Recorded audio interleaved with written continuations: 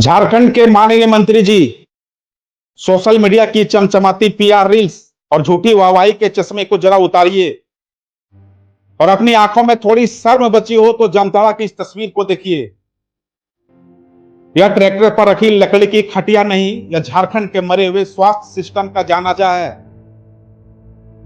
जो आपकी नाक के नीचे सरेआम निकाला गया। तारीख 12 जून, जगह जामताड़ा।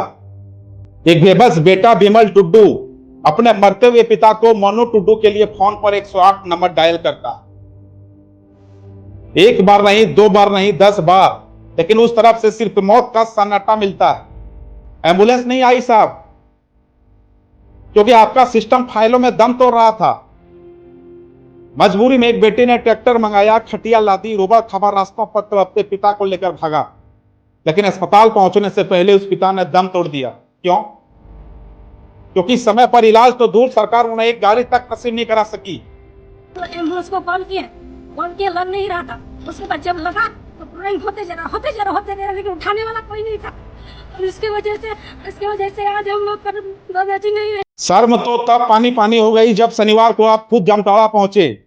मीडिया के कैमरों के सामने आप इस दर्दनाक मौत को बड़े आराम से एक सामान्य दुर्घटना कहकर रफा दफा कर रहे, लेकिन तभी उस मृत पिता का बेटा विमल टुड्डू आपके ठीक सामने आकर खड़ा हो गया। उसने रोते हुए आपकी झूठी व्यवस्था के परखच्चे उड़ा। उसने पूछा, साहब मेरी एम्बुलेंस कहां थी? इस सवाल के बाद मंत्री जी के चेहरों की हवाइयां उड़ गई। लेकिन इसके बाद जो हुआ वही सुबह की सियासत का सबसे घिनौना चेहरा। जब चारों तरफ थू थू होने लगी तो मंत्री डॉक्टर इरफान अंसारी साहब अपनी नाकामी छुपाने के लिए एक नया पैंतरा लेकर आए। वो एक वीडियो जारी करते हैं जिसमें मुखिया प्रतिनिधि और उसी अभागे बेटे को कैमरे के सामने खड़ा करके खुद को क्लीन चिट दिलवा रहे। नहीं बताइए मुखिया साहब, मौके पे ही डेथ हो गया और कहा कि एम्बुलेंस नहीं मिल रहा, जबकि हम यहीं पर हैं। सुन लिया आपने? इसे कहते हैं लाशों पर राजनीति करना और पीड़ित के जख्मों पर नमक छिड़कना। मंत्री जी सरेआम कैमरा पर कह रहे हैं कि मौत तो घर पर ही हो गई थी, एम्बुलेंस तो बस एक बहाना है। वाह मंत्री जी वाह, मतलब एम्बुलेंस नहीं आई तो आपकी नाकामी नहीं है।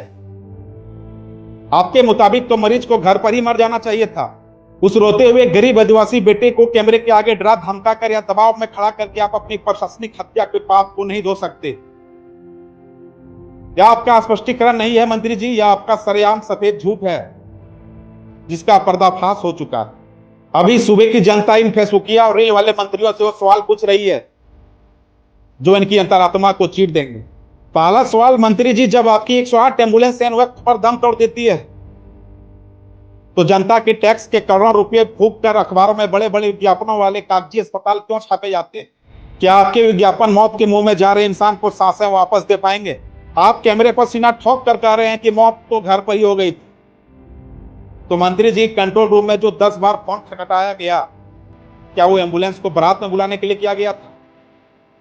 अगर एम्बुलेंस वक्त पर आती तो क्या उस पिता की जान नहीं बच सकती थी?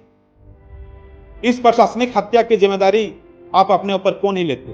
क्या आपके पास इतनी नैतिकता बची है कि इस घटिया बयानबाजी के बाद आप अपने पद से इस्तीफा दे सके? सबसे बड़ा सवाल, अगर इसी जगह पर किसी बड़े नेता, किसी रसूखदार या आपके परिवार के किसी सदस्य की तबीयत खराब हुई होती तो क्या उनके लिए भी ट्रैक्टर की खटिया आती? क्या उनके लिए घर के बाहर 5 मिनट में डॉक्टर की 5000 चमचमाती गाड़ियों का काफिला खड़ा हो जाता? गरीबों की जान इतनी सस्ती क्यों है मंत्री जी? सुनिए मंत्री जी, सत्ता के रसूख के दम पर पीड़ितों से जमरन कैमरे के सामने सफाई दिलवाना बहुत आसान है, लेकिन जमीन पर एक दम तोड़ते हुए गरीब को वक्त पर एक एम्बुलेंस देना बहुत मुश्किल है। जामताड़ा की इस खटिया ने आपके दावों के खोखले महल को ताश के पत्तों की तरह हवा में उड़ा दिया है।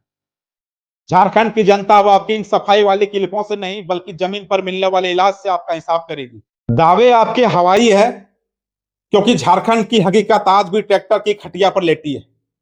जवाब दीजिए मंत्री जी।